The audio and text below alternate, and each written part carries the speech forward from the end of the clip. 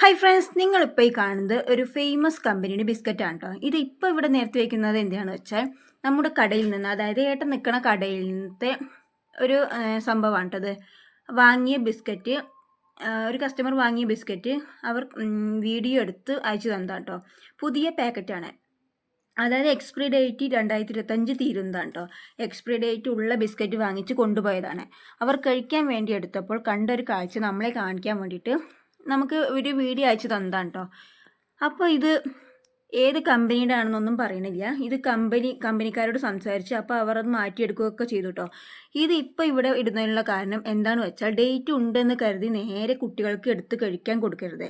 നമ്മളത് പാക്കറ്റ് പൊട്ടിച്ച് അത് നോക്കിയതിന് ശേഷം മാത്രം കുട്ടികൾക്ക് കൊടുക്കുക. ഇത് കണ്ടോ, ബിസ്ക്കറ്റിൻ്റെ മുകളിലൂടെ അരിച്ചു പോകുന്നത്.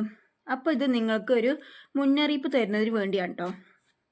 ഡേറ്റ് ഉണ്ടെന്ന് കരുതി പാക്കറ്റ് സാധനം അതിനെ ഉടനെ തന്നെ കൊടുക്കരുത്. അത് നമ്മൾ പൊട്ടിച്ച് നോക്കിയതിന് ശേഷം പുഴുക്കളോ മറ്റോ ഇല്ല എന്ന് ഉറപ്പ് വരുത്തിയതിന് ശേഷം മാത്രം കുട്ടികൾക്ക് കഴിക്കാൻ കൊടുത്താൽ മതി.